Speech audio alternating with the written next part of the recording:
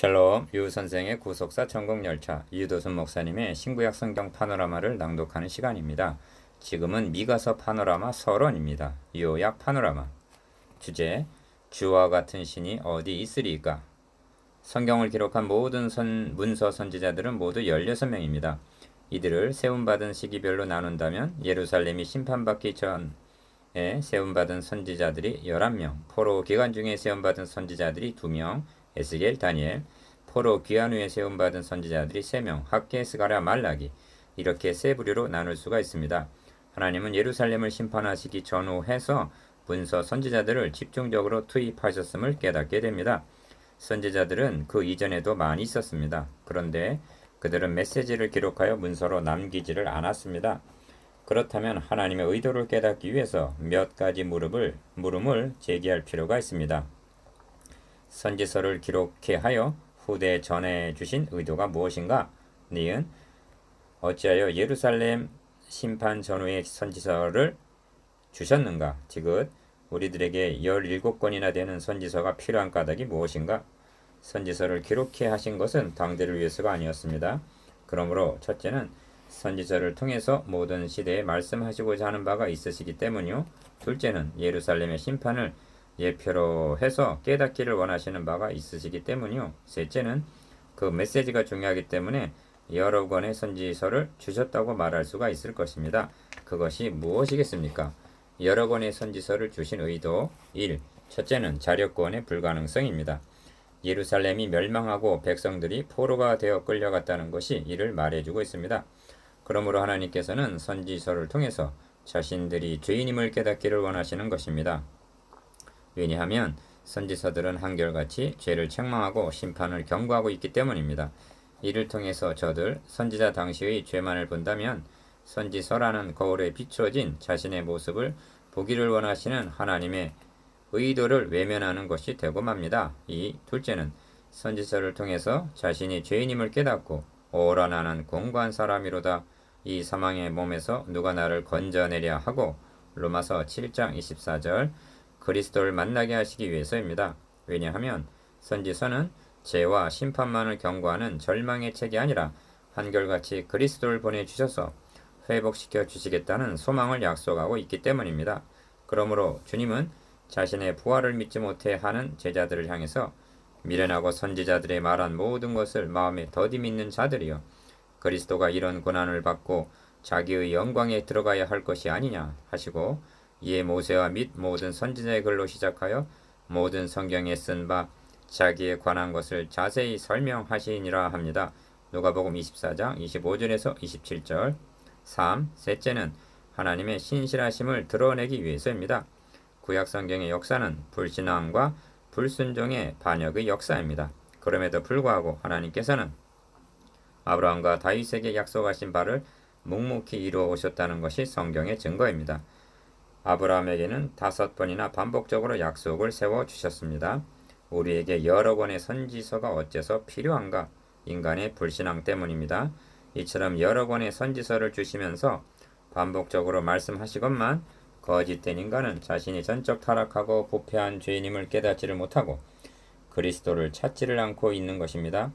이를 알았기에 사도 바울은 사람은 다 거짓되되 오직 하나님은 참되시다 할지어다 하고 선언했던 것입니다. 로마서 3장 4절 4. 마지막으로 계시의 복합성 때문입니다. 선지서의 내용에는 세 측면이 있습니다. 기역, 선지자 당시와 니은, 주님의 초림으로 시작하여 디귿, 재림으로 완성되는 이 세 장면이 겹쳐져 있는 것입니다. 가, 예루살렘의 멸망과 포로 귀환이 주님의 고난, 성전을 헐라를 통한 회복과 겹쳐져 있고 나, 예루살렘의 심판이 재림 때 임하게 될 심판과 겹쳐진 복합적인 계시임을 알게 됩니다. 그러므로 선지서는 과거의 이야기만이 아닙니다. 과거, 선지자 당시와 현재, 우리 당대와 미래, 재림에 완성될 말씀인 것입니다. 이처럼 선지서는 오늘이라 일컫는 동안 계속적으로 오늘도 말씀하고 있는 것입니다. 이처럼 크게 4가지 목적을 위해서 선지서들을 주셨는데 선지서가 많은 것은 여호와께서 선지자를 너희에게 보내시되 부지런히 보내셨으나 함과 같이 이제도 여러 권의 선지서들을 통해서 부지런히 말씀하시나 여전히 한 귀로 듣고 한 귀로 흘러보내고 있기 때문이라 할 것입니다. 너희가 듣지 아니하였으므로 귀를 기울여 들으려고도 아니하였도다 하십니다. 예레미야 25장 4절. 내 백성이 결심하고 내게서 물러가나니 비록 저희를 불러 위에 계신 자에게로 돌아오라 할지라도 일어나는 자가 하나도 없도다 하십니다. 호세아 11장 7절. 선지서들의 중심 주제.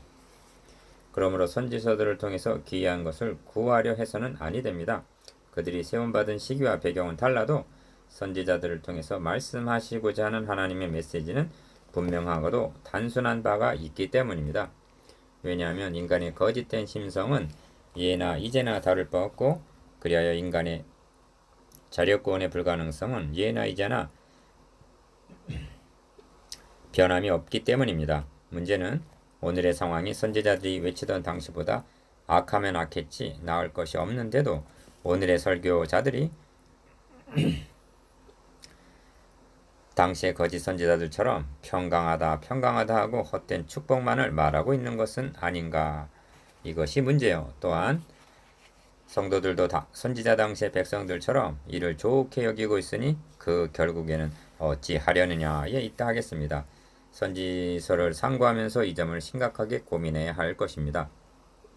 다시 강조합니다만 이처럼 많은 선지서를 주셨는데도 율법의 행위로는 의롭다 하심을 얻을 육체가 없다는 전적 타락하고 전적 부패한 죄인임을 깨닫지를 못하고, 그리하여 인류의 소망이 오직 그리스도에게만 있음을 증거하지 못하고 선지서를 설교할 때 교훈에 강조점을 두고 엉뚱한 축복을 말하고 있다면 17개나 주신 선지서가 부족하기 때문이란 말인가?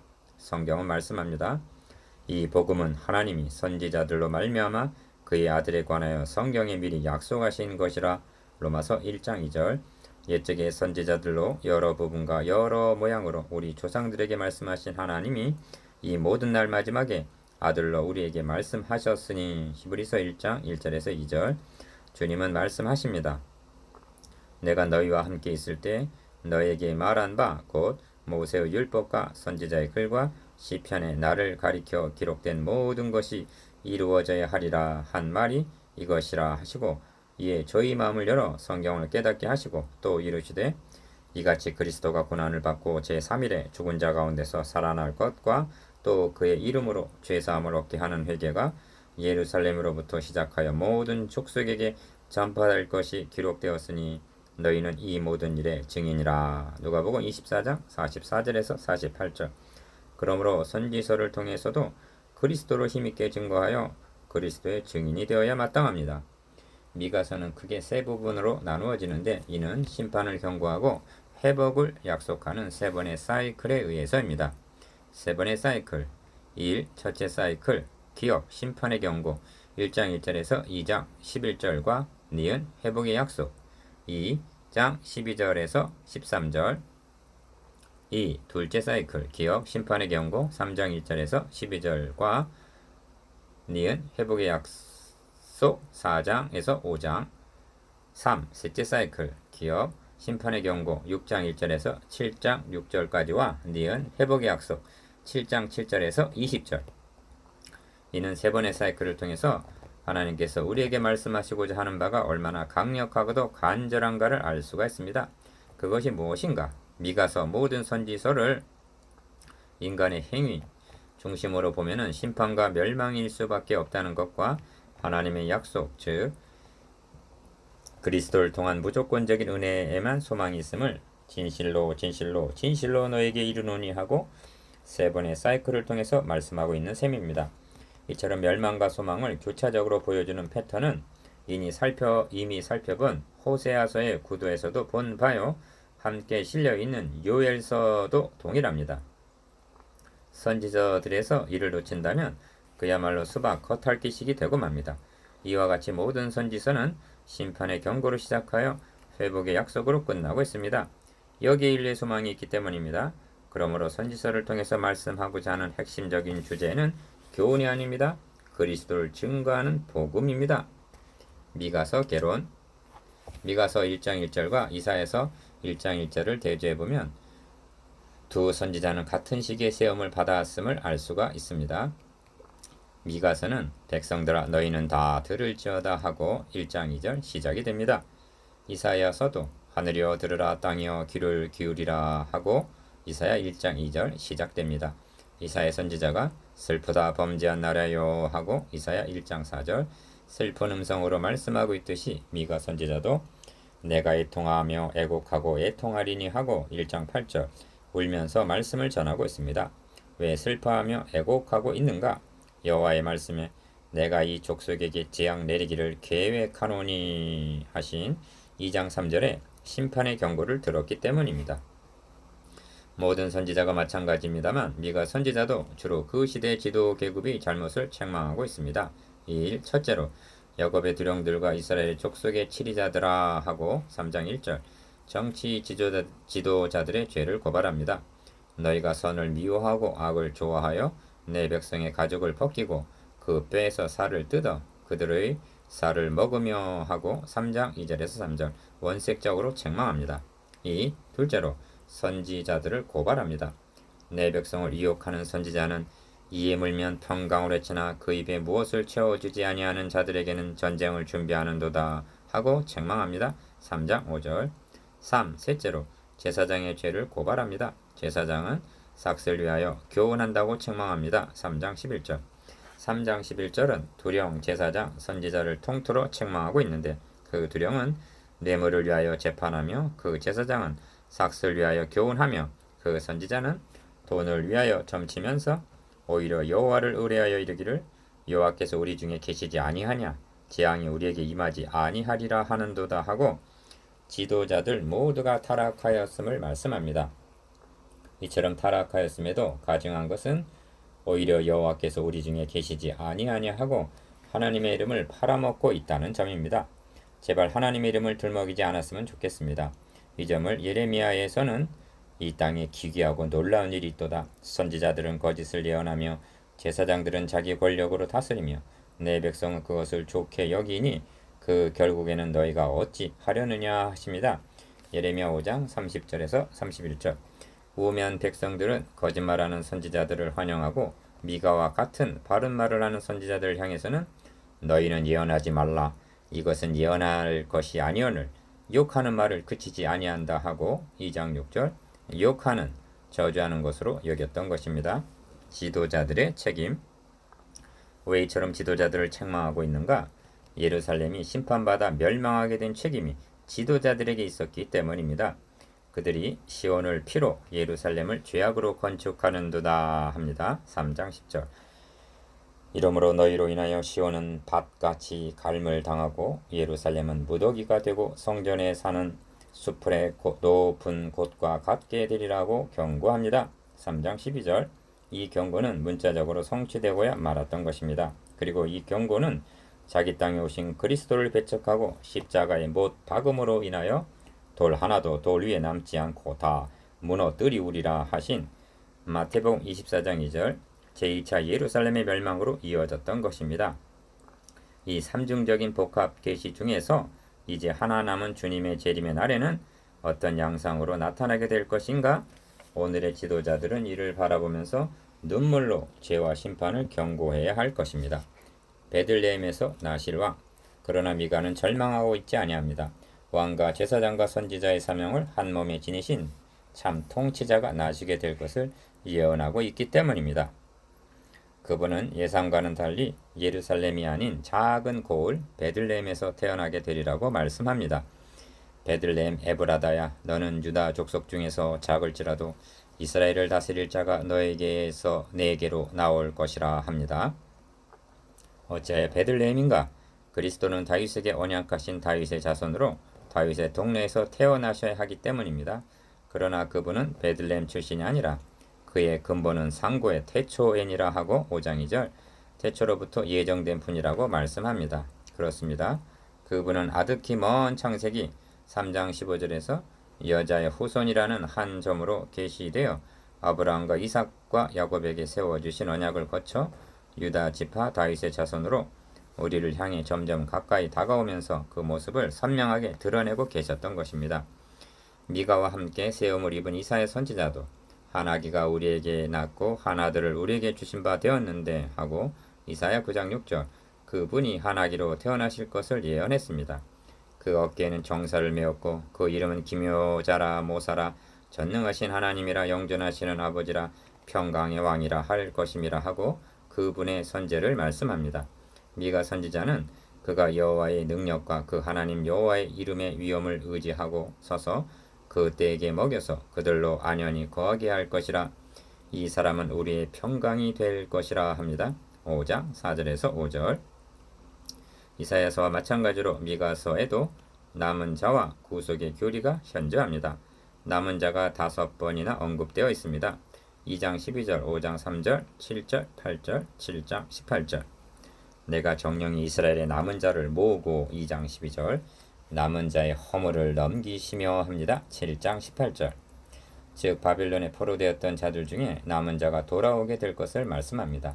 그런데 궁극적인 속량 곧 구원하심은 이 베들레헴에서 나실 일을 통해서 이루어지게 되는 것입니다. 주와 같은 신이 어디 있으리까? 주께서는 죄악을 사유하시며 그 기업에 남은 자의 허물을 넘기시며 이내를 기뻐하심으로 노를 항상 품지 아니하시나이다. 다시 우리를 긍휼히 여기소서. 우리의 죄악을 발로 밟으시고 우리의 모든 죄를 깊은 바다에 던지시리이다. 7장 18절에서 19절. 미가서의 결정적인 구도를 파악하시기를 바랍니다. 1. 미가서는 이는 다 야곱의 허물을 인하며 이스라엘의 죄를 인함이라 하고 시작이 되었습니다. 1장 5절. 심판받아 멸망당하게 되는 원인이 허물과 죄 때문이라는 말씀입니다. 이스라엘만 그러한 것이 아닙니다. 이는 인류가 죄와 허물로 말미암아 멸망당하게 될 것에 대한 경고입니다. 2. 그런데 미가서는 마지막 장에 이르러 무엇이라 말씀하고 있는 구도인가? 7장 18절에서 19절까지에는 죄악, 허물, 우리의 죄악, 우리의 모든 죄가 강조되어 있습니다. 그런데 하나님은 우리를 긍휼히 여기셔서 우리의 죄와 허물을 사유하시며 넘기시며 발로 밟으시고 깊은 바다에 던지시리이다. 즉 다시는 기억지도 않으신다는 말씀입니다. 3. 이것이 어떻게 가능해지는가? 베들레헴에서 태어나실 그분의 대속으로 말미암아서 뿐입니다. 4. 하나님은 어디에 근거하여 이렇게 해주신다고 말씀하는가? 주께서 옛적에 우리 열적에 맹세하신 대로 야곱에게 성실을 베푸시며 아브라함에게 인애를 더하시리이다 하고 7장 20절. 아브라함과 이삭과 야곱에게 언약하신 그 언약과 맹세를 지키시기 위해서 창세기 22장 18절. 이처럼 인애를 베푸신다는 것입니다. 5. 이 찬양을 신약성경에서 처녀의 몸으로 그리스도를 잉태한 마리아의 입을 통해서 듣게 된다는 것은 감격스러운 일이 아닐 수가 없습니다. 능하신 이가 큰 일을 내게 행하셨으니 그 이름이 거룩하시며 긍휼하심이 두려워하는 자에게 대대로 이르는도다. 우리 조상에게 말씀하신 것과 같이 아브라함과 및 그 자손에게 영원히 하시리로다. 누가복음 1장 49절 55절. 여러분, 하나님은 언약하신 바를 신실하게 지켜주셨습니다. 여러분의 거룩함으로 하나님 당신의 거룩함으로 언약하시고 맹세하신 바를 어떻게 성실하게 지켜주셨는가를 보여주기 위한 것이 성경의 계시오. 이를 증거하여 하나님 아는데 자라가게 하고 하나님을 더욱 사랑하며 더욱 경외하기를 배우게 하기 위한 것이 성경은 구속사의 관점에서 보는 목적입니다. 저는 주와 같은 신이 어디 있으리까 하고 감격할 수밖에 없는 하나님의 신실하심과 우리의 죄를 대신 담당하여 주실 그리스도를 증거하기 위해서 미가서를 상고할 것입니다. 여러분, 우리도 이렇게 찬양을 하십시다. 주께서는 우리의 죄악을 사유하시며 우리의 허물을 넘기시며 긍휼히 여기시사 우리의 죄악을 발로 밟으시고 우리의 모든 죄를 깊은 바다에 던지셨나이다. 진실로 주와 같은 신이 어디 있으리까? 아멘.